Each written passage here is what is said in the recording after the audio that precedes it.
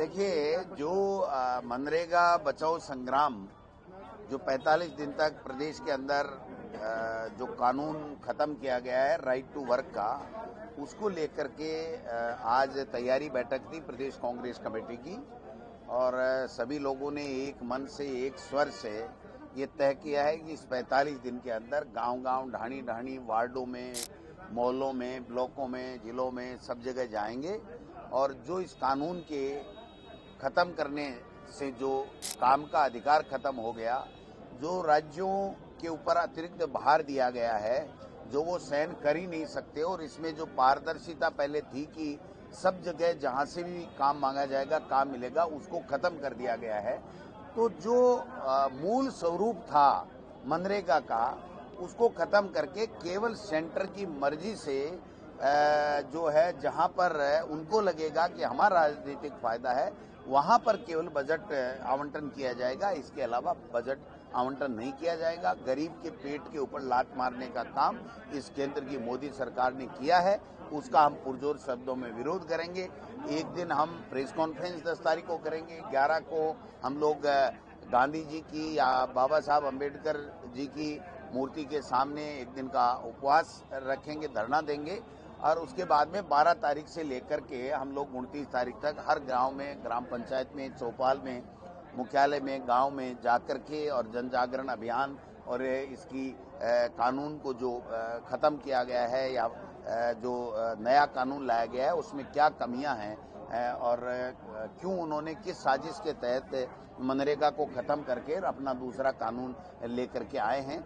अभी एक बहुत बड़ी बात हमारे डॉक्टर सीपी जोशी जी, जो ग्रामीण विकास और पंचायती राज मंत्री भी रहे हैं भारत सरकार में, उन्होंने कहा कि सोनिया जी पर, राहुल गांधी जी पर और हम पे और मनमोहन सिंह जी पे उस वक्त भी एक बड़ी लोबी, औद्योगिक लोबी जो है, उसने दबाव बनाया था कि इस कानून को चेंज कीजिए और राइट टू वर्क का जो कानून है इसको कमजोर करने का काम करें, जिससे हमारा उद्योग पनप सके।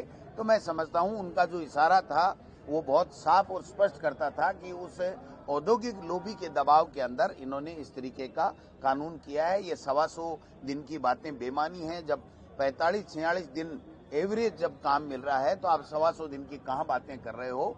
हर जगह जितना काम करोगे उतना बजट अनिवार्य था, वो ही इन्होंने 5,000 करोड़ रुपए 2 साल से हमारे राज्य के जनप्रतिनिधियों को काम करने के बावजूद नहीं दिए, तो ये कहां से दे देंगे। तो ये सारी चीजें उन्होंने उद्योगपतियों के दबाव में इस तरीके से किए, केवल नामों का फेर कर करके, और ये इस बात को उड़ाना चाहते हैं, गरीब का हक मारना चाहते हैं, उसका अधिकार छीनना चाहते हैं जो हमारे संविधान ने दिया और हमारे मनरेगा कानून ने दिया। तो इसके लिए पूरी कांग्रेस पार्टी एकजुटता के साथ में, एक तैयारी के साथ में जाएगी। कल मुख्यमंत्री जी ने प्रेस कॉन्फ्रेंस की, केवल पर्ची पढ़ी। उनको मैं पूछना चाहता हूं कि क्या आप 40% स्टेट का शेयर आप देने के लिए तैयार हैं? क्या आप सब जगह मांगते काम देने का जो कानून था उसकी पालना आप करेंगे क्या? तो ये तनख्वाह नहीं दे सकते कर्मचारियों की, 125 लाख रुपए करोड़ का जो है वो जो कर्जा है उसको भी पूरी तरीके से कर्जे की किस्त ही नहीं चुका पा रहे हैं, और हर डिपार्टमेंट में कर्जा ले करके और ये आगे बढ़ना चाहते हैं। ऐसे में इस स्टेट में जो है वो 40% हिस्सा किसी भी सूरत में 1 रुपया भी ये राज्य सरकार दे नहीं सकती है, और इनकी मजबूरी है कि इस कानून का, ये नए कानून का विरोध भी नहीं कर पा रहे हैं, क्योंकि इन्हीं की सरकार है, उन्हीं के रहमो करम पे इनकी पर्ची खुली हुई है। तो जो पर्चियों से इसीलिए बनाई जाती हैं कि वहां पर आप अपने अधिकार की बात नहीं कर सकते, आप हमारी मेहरबानी से पर्ची खुलने पे मुख्यमंत्री बने हो। तो इसलिए ये गांव-गांव, ढाणी-ढाणी में जाकर के जन जागरण हम लोग करेंगे। कानून व्यवस्था पर क्या बोलेंगे सर? राजसमंद, भीलवाड़ा में और जिस तरह से केकड़ी में जो घटना घटित हुई है पूरी, मैं कह रहा हूं कि कहीं का देख लीजिए आप, एक जगह भी पुलिस का इकबाल जो है वो बचा नहीं है।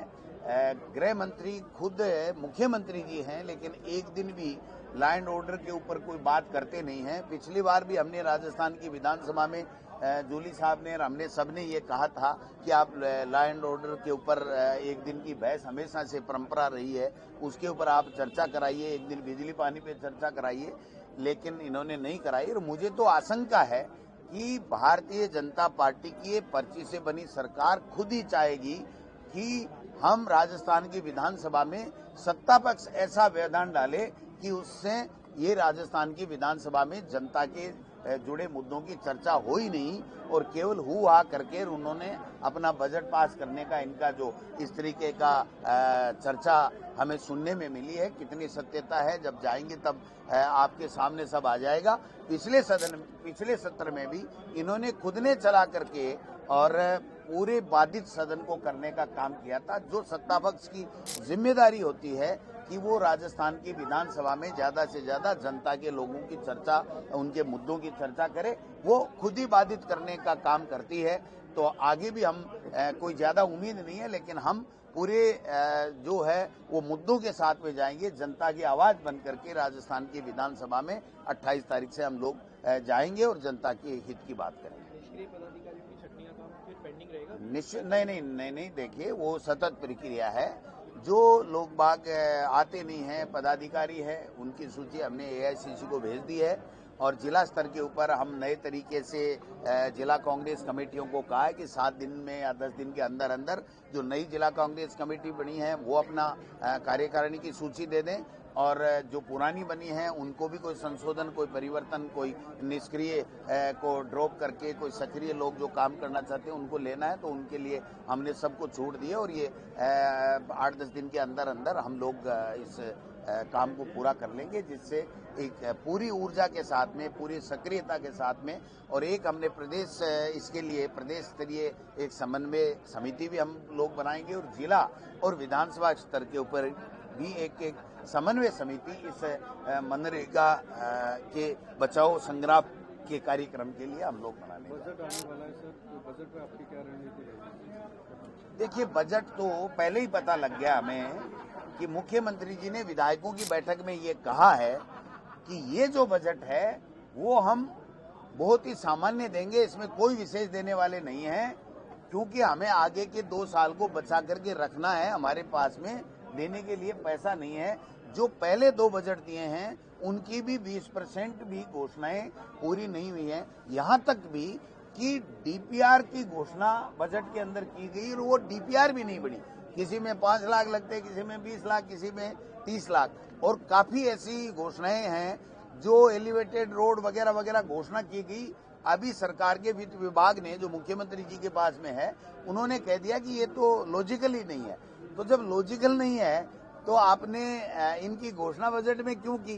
तो ये बातें तो जब बजट सत्र आएगा तो हम लोग पूरे तरीके से तैयारी के साथ में आपको बताएंगे कि इन्होंने कुछ भी नहीं किया। केवल मुख्यमंत्री जी को जो भाषण लिखने वाला है उसका धन्यवाद करना चाहिए कि वो रोजाना कुछ न कुछ लिख देता है। हालांकि 90-99% रिपीटेशन होता है, फिर भी वो लिख देता है, तो वो बोल के आ जाते हैं। लेकिन एक दिन भी मीडिया से, आप लोगों से आपके 5 क्वेश्चन लेने का काम मुख्यमंत्री जी नहीं कर रहे हैं। अगर स्वतंत्र आपके क्वेश्चन जनता से जुड़े हुए राजस्थान के हित के और योजनाओं के बाबत अगर मुख्यमंत्री जी ले लें, तो मेरा चैलेंज है वो मुख्यमंत्री जी नहीं ले सकते हैं, क्योंकि वो बोल ही नहीं सकते। उनके पास न तो बोलने के लिए कोई मादा है, जो सामान है वो भी नहीं है, और केंद्र से उनको इजाजत भी नहीं है। सर, प्रदेश और लक्ष्मणगढ़ की जनता आपको इस बार विधानसभा में मुद्दे उठाते देख सके? आप पधारोगे? मैं तो अभी उठा रहा हूँ विधानसभा, मेरे को कौन रोक सकता है? आप बताओ, किसकी हिम्मत है साहब? मेरी लक्ष्मणगढ़ की जनता ने मुझे चुना है और इस विधानसभा में मेरे बाबा साहब के संविधान से मिला हुआ अधिकार है। मैं चुना हुआ MLA हूँ। मैं तो कल ही विधानसभा के अंदर जाके आया हूँ और प्रश्न लगा के आया हूँ, तो मेरे को कौन रोक सकता है? मिड डे मील रुकिए और जरा ध्यान से सुनिए। क्या आप हमारी इन खबरों से अपने व्यापार को भी बढ़ाना चाहते हैं? तो आप भी खबरों के दौरान इस तरह के एलिमेंट्स पर अपना विज्ञापन दे सकते हैं, या फिर ऐसे खबर के 1 मिनट बाद अपना पूरा विज्ञापन डलवाएं, जो कि 8 लाख से ज्यादा सब्सक्राइबर्स और फॉलोअर्स वाले द फैक्ट इंडिया चैनल्स और पेजेस से राजस्थान के कोने कोने में पहुंचेगा।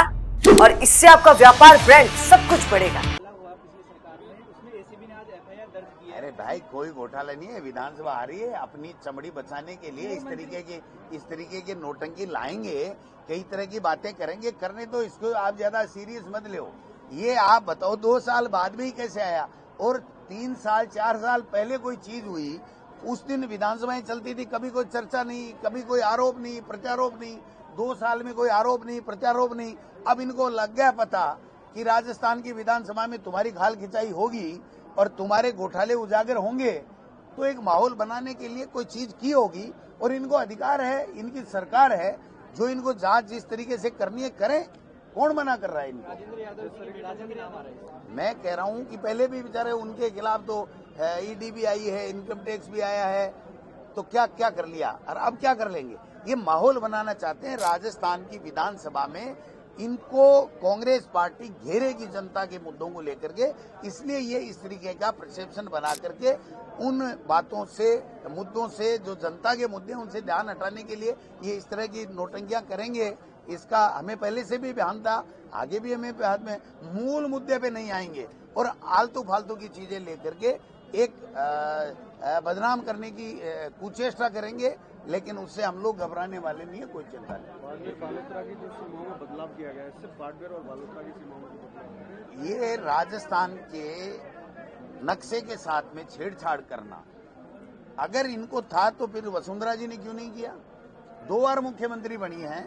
अगर जनता की डिमांड थी, और आप बता दो, आपके मीडिया ने आज की तारीख तक एक दिन भी अगर कभी ये दिखाया हो कि बाड़मेर का जो है लोग ये चाहते हैं, अगर आपने प्रमुखता से एक अखबार का टुकड़ा दिखा दो, एक इलेक्ट्रॉनिक मीडिया का दिखा दो।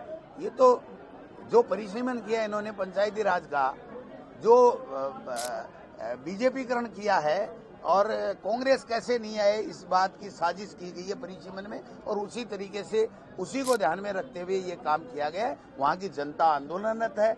मैं हमारे नेता आदरणीय हेमाराम जी से भी आग्रह करूंगा, ये बदमाश लोग हैं, ये जालिम लोग हैं, ये इनको जनता के भावनाओं से जो है वो कोई सरोकार नहीं है। इसलिए आप अपनी उसको देखते हुए हमारा आग्रह मानिए और आप धरना समाप्त कीजिए। मैं आज व्यक्तिगत भी उनसे बात करके आग्रह करूंगा। इनके क्या फर्क पड़ता है साहब? ये मतलब नाथूराम गोडसे की विचारधारा मानने वाले महात्मा गांधी को गोली मार दी, इनके हेमाराम का क्या फर्क पड़ रहा है? मुर्गा तक बन करके वो प्रदर्शन कर रहे हैं, मुर्गा तक बन गए। मैं कह रहा हूँ ये तो 3 साल बाद में इनका पता नहीं चलेगा बीजेपी वालों कहाँ गए। थैंक यू भाई। बिजनेस अच्छा हो सकता है, लेकिन अगर नाम नहीं दिखा तो पहचान कैसे बनेगी? अब टेंशन छोड़िए, द फैक्ट इंडिया आपके बिजनेस को देगा वो पहचान जो पूरे राजस्थान में हर किसी तक पहुंचे। न्यूज चैनल पर विज्ञापन, पॉडकास्ट और प्रमोशन के जरिए आप सीधे 5 लाख सब्सक्राइबर और 10 करोड़ से ज्यादा व्यूज तक अपनी पहुंच बना सकते हैं। तो देर किस बात की, आज ही द फैक्ट इंडिया से जुड़िए और अपने बिजनेस को बनाइए हर घर का नाम।